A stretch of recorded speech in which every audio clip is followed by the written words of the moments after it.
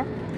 আমরা সবাই যে যার মতো পোজ দিচ্ছিলাম, আর আমার এত ভালো ভালো ভিডিওগুলো আমার ভাই তুলে দিয়েছে। ওকে বলছিলাম যে আমি একটু হাঁটছি, একটুখানি মজা করছি, একটু ভিডিও তুলে দে, কারণ আমরা যখন ব্যাঙ্গালোরে চলে যাব তখন এই ভিডিওগুলোই আমাদের সঙ্গী থাকবে। ওখান থেকে সমুদ্রটা বেশ কিছুটা দূর কিনা, তাই জন্য।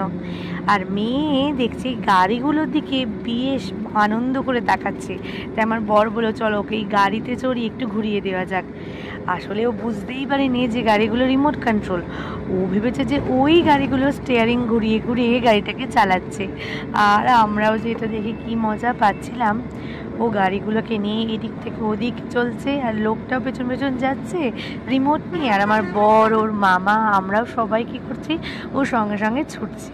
কী যে ভীষণ মজা হচ্ছিল। যদিও তোমাদেরকে বলে থাকি আমারও ইচ্ছা হচ্ছিল এই গাড়িগুলোতে চাপতে, কিন্তু বড়দের তো অ্যালাউ করবে না। তারপর আমরা চলে গেলাম চা খেতে। সমুদ্রের ওই ঢেউ, ঠান্ডা ঠান্ডা ওয়েদার, ভোরবেলা কুয়াশা ভরা চারিদিক, এক কাপ গরম চা, একটা বিস্কুট, আর কি চাই বলো তো। আমাদের মোটামুটি সমুদ্র দেখা কমপ্লিট। ফেরার সময় এই একটা স্ট্যাচু দেখতে পেলাম। বুঝলাম না শার্কটা মাগরমাছকে খাচ্ছে নাকি কুমিরটা শার্ককে। আমাদের বিচ ঘোরা হয়ে গেল, এখন সি বিচ। এখন আবার হোটেলে ফিরছি। এখানে বৃষ্টি হচ্ছে, বৃষ্টি প্লাস সমুদ্র সব মিলে সুন্দর অভিজ্ঞতা।